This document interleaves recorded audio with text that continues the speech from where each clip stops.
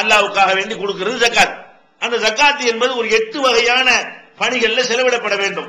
8 வகை என்னங்கிறது உங்களுக்கு 9வது அத்தியாயத்தில் சொல்லப்பட்டிருக்கிறது. அந்த 8 வகையில ஒரு வகை என்ன தெரியுமா?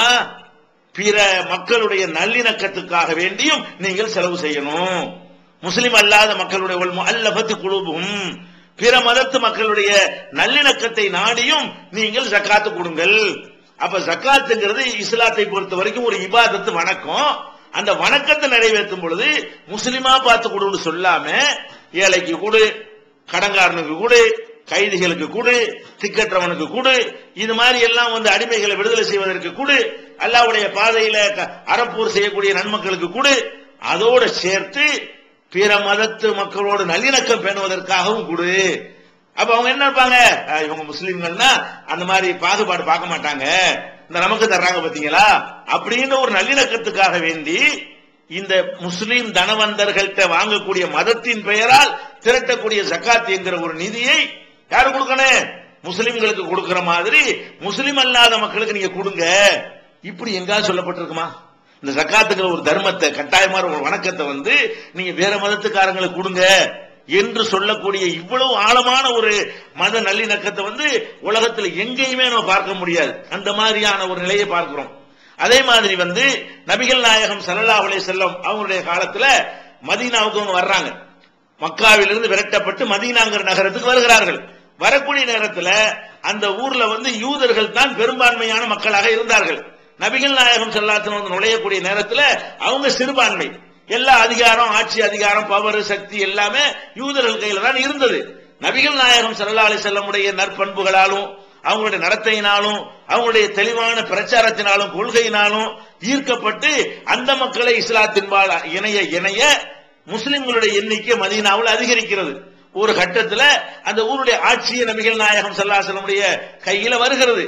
அதைத் தொடர்ந்து இன்னும் விஸ்தீர்ணமாக விரிவடைந்து பெரிய ஒரு சாம்ராஜ்யமே உருவாகிறது. இந்த மதீனாவில இவ்வளவு கஷ்டப்பட்டு நபிகள் நாயகம் ஸல்லல்லாஹு அலைஹி வஸல்லம் அவர்கள் ஒரு அதிபராக, மத தலைவராக மாத்திரமில்லாமல் ஒரு அதிபராகவும் உயர்ந்து விட்ட அந்த நேரத்தில் அங்கே யகூதிகள் சிறுபான்மையாக இருக்கிறார்கள், யூதர்கள் சிறுபான்மை மக்களாக இருக்கிறார்கள். இந்த சிறுபான்மை மக்கள் எப்படி நடத்தப்பட்டார்கள்?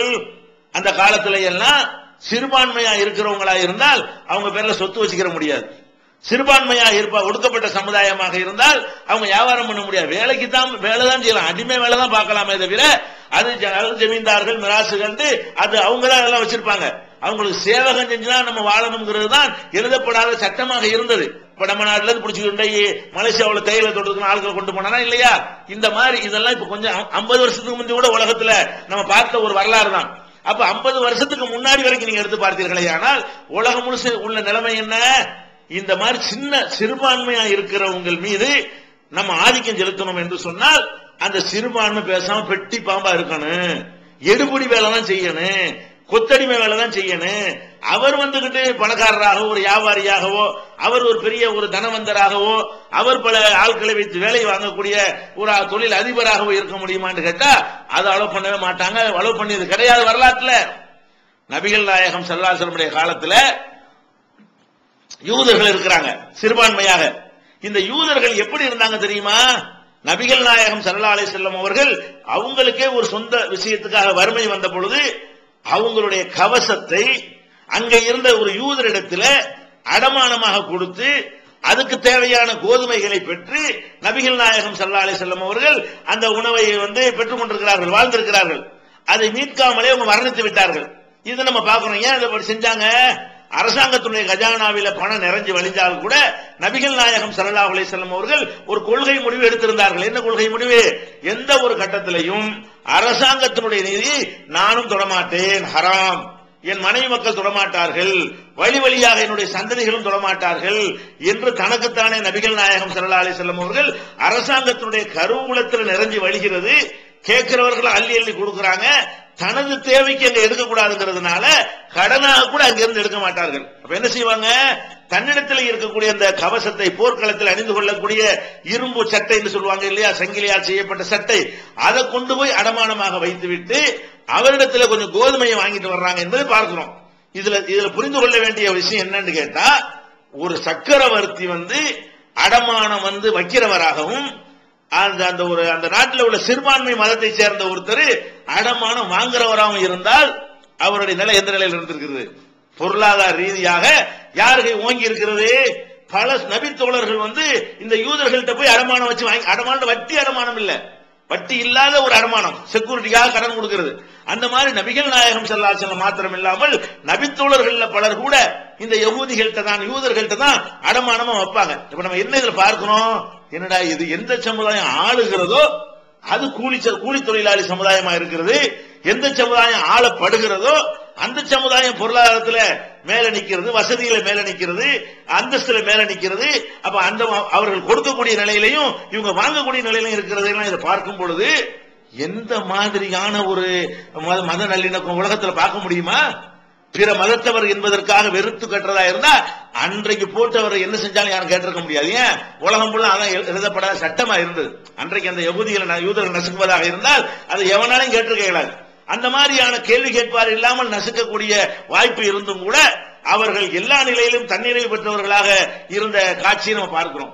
அதை விட நபிகள் நாயகம் ஸல்லல்லாஹு அலைஹி வஸல்லம் அவர்கள் அன்றைக்கு எல்லா தரப்பு மக்களையும் எதிர்த்து பிரச்சாரம் செய்த காரணத்தினால் பல வகையான எதிரிகளை சம்பாதித்து வைத்திருந்தார்கள். ஏன்?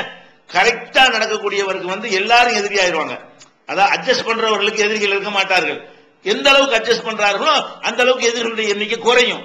நான் வளைய மாட்டேன், இதுலதான் நிற்பேன், நீங்க நின்று பாருங்க, அத்தனை பேரும் போட்டு முக்கிய ஆரம்பிச்சிருவான். எல்லா தரப்புலையும் எதிர்ப்பான். இன்னைக்கு நீங்க இதை பாக்குறீங்க, நேத்தும் அதுதான், நாளைக்கு அதான் நடக்கும். எந்த மனிதன் ஒரு கொள்கை எடுத்துக்கொண்டு அந்த கொள்கையில நான் தெளிவா இருப்பேன், இதுக்கு மாற்றமா யார் இருந்தாலும் நான் கண்டிப்பேன், விமர்சனம் பண்ணுவேன், பிரச்சாரம் பண்ணுவேன், ஆள் பார்த்து நான் மாற மாட்டேன் என்ற நிலைப்பாட்டை ஒருத்தன் எடுத்தான்னு சொன்னா அவனுக்கு எதிராக பலவிதமான எதிர்ப்புகளை சந்திக்க வேண்டி வரும். அப்ப நபிகள் நாயகம் ஸல்லல்லாஹு அலைஹி வஸல்லம் அவர்களை பொறுத்த வரைக்கும் யூதர்களுடைய கொள்கையை தவறு விமர்சிக்கிறார்கள்.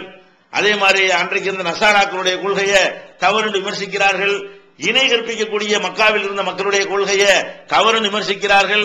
அவர்களுடைய பலவிதமான தீமையான ஊழல், லஞ்சம் போன்ற காரியங்கள் எல்லாம் சுட்டிக்காட்டி இதையெல்லாம் தவறு என்று கண்டிக்கிறார்கள். அப்ப எல்லாருமே பாதிக்கப்படுறாங்க. ஆஹா, இந்த ஆள் டேஞ்சரான ஒரு ஆளு, நம்மள சொல்ல விட மாட்டேங்கிறாரு, நம்மள லஞ்சம் வாங்க விட மாட்டேங்கிறாரு, மக்களை ஏமாத்த விட மாட்டேங்கிறாரு என்று சொல்லி எல்லாருடைய கோபமும் பகைமையும் நபிகள் நாயகம் ஸல்லல்லாஹு அலைஹி வஸல்லம் மீது இருந்தது. அப்படி இருந்த ஒரு நேரத்தில் எல்லாரும் சுத்தி எப்படா காலி பண்ணலான்னு பலவிதமான முயற்சிகளை எல்லாம் பண்ணுகிறான். அப்படிப்பட்ட ஒரு சூழ்நிலை நிலவும் பொழுது நபிகள் நாயகம் ஸல்லல்லாஹு அலைஹி வஸல்லம் அவர்கள் தம்முடைய அந்தரங்க, அதாவது வீடு வரைக்கும் ஊழியம் செய்யக்கூடியவராக சிலரை வைத்திருந்தார்கள். அவங்க தன்னார்வத்தோடு செய்யக்கூடியவர்கள். அதுல அனஸ் ரலியல்லாஹு அன்ஹு அவர்கள் உங்களுக்கு தெரியும், நபிகள் நாயகம் ஸல்லல்லாஹு அலைஹி வஸல்லம் அவர்கள் 10 வயசு சிறுவராக வந்தவர் ரசூல் ஸல்லல்லாஹு அலைஹி வஸல்லம் எல்லா விதமான வேலைகளையும் செய்து கொடுக்கக்கூடிய ஒரு பணியாளராக இருந்தார்.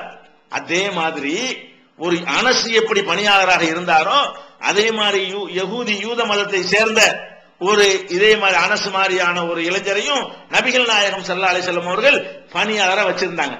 அப்ப இதுல என்ன நம்ம பார்க்கிறோம்? எந்த சமுதாயம் எதிர்த்து கொண்டிருக்கிறதோ அந்த சமுதாயத்தினுடைய ஒரு பணியாளரை நம்ம வச்சிருந்தோம் என்று சொன்னால் அந்த பணியாளரை பயன்படுத்தி நபிகள் நாயகம் ஸல்லல்லாஹு அலைஹி வஸல்லம் வீழ்த்திட முடியுமா? முடியாதா?